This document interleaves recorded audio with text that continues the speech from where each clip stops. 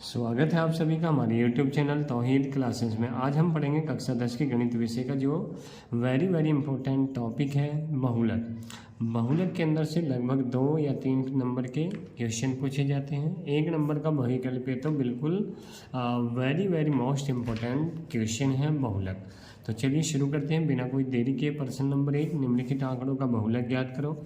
यदि हमारा प्रश्न इस प्रकार का है जिसका हमें बहुलक पूछा गया है तो लगभग इस प्रकार के प्रश्न बहुविकल्पीय ही आएंगे।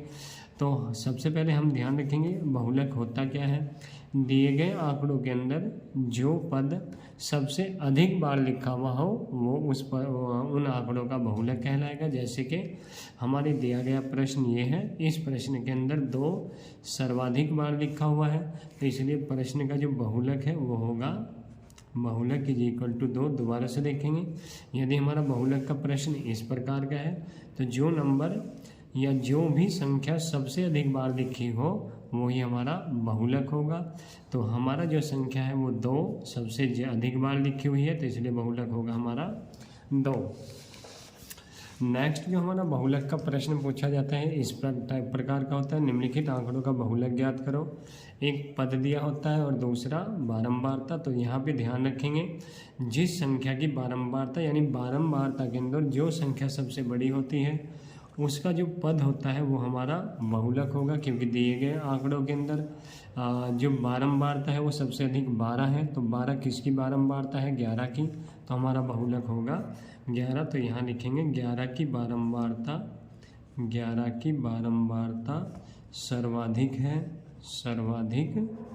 है, अतः बहुलक बराबर जो हमारा बहुलक होगा वो होगा 11। तो जिस संख्या की बारंबारता सर्वाधिक होगी वही हमारा बहुलक होगा। बारंबारता के अंदर जो संख्या सबसे बड़ी होगी वो ही उसी संख्या के ऊपर का जो नंबर होगा वो ही बहुलक होगा। तो जो नेक्स्ट हमारा प्रश्न होता है बहुलक का इस प्रकार का प्रश्न जो होता है वो बड़ा क्वेश्चन पूछा जाता है 4 या 6 नंबर का। निम्नलिखित आंकड़ों का बहुलक ज्ञात करो। तो बहुलक ज्ञात करने के लिए सबसे पहले हमें जो वर्ग अंतराल दिया होता है उसे हम ऐसे लिख लेंगे, जैसे ध्यान से रखेंगे परिवार माप और दूसरा है हमारा परिवार संख्या,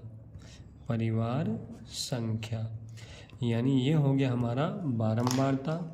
वर्ग अंतराल ये एक समझ सकते हो, ये आप हमारा वर्ग अंतराल है और ये हमारी बारंबारता। तो वर्ग अंतराल हमारा 1 से 3, उसके बाद है 3 से 5, फिर है 5 से 7, 7 से 9 और 9 से 11। उसके बाद जो बारंबारता है वो है हमारी 7, 8, 2, 2, 1।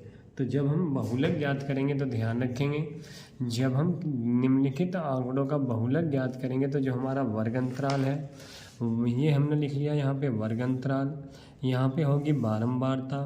तो यहाँ पे सबसे पहले आप ध्यान रखोगे बारंबारता के अंदर, ध्यान से देखेंगे बारंबारता के अंदर ये हमारी बारंबारता है फ्रीक्वेंसी। तो बारंबारता के अंदर जो संख्या सबसे बड़ी होगी उस नंबर पे टिक करेंगे। यहाँ पे ध्यान रखोगे ये नंबर होगा हमारा F1, इससे ऊपर का जो नंबर होगा वो हमारा F0, इससे नीचे का जो नंबर होगा हमारा F2। ये हो गया हमारा F0, F1 और F2। तो ध्यान रखेंगे एक बार दोबारा से, बारंबारता के अंदर जो संख्या सबसे बड़ी होगी वो नंबर होगा हमारा F1, उससे ऊपर का नंबर होगा F0, उससे नीचे का नंबर होगा F2 और उसकी जो निम्न सीमा होगी वो होगी हमारी L। तो सबसे पहले मैं लिख लेता हूँ तो क्वेश्चन के अंदर L है हमारा 3, उसके बाद F1 है हमारा 8, F0 है हमारा 7 और F2 है हमारा 2। तो बहुलक का जब हम फॉर्मूला यूज़ करेंगे तो बहुलक का जो फॉर्मूला है वो है बहुलक बराबर, अच्छा इसके अंदर डिफरेंस याद रखेंगे।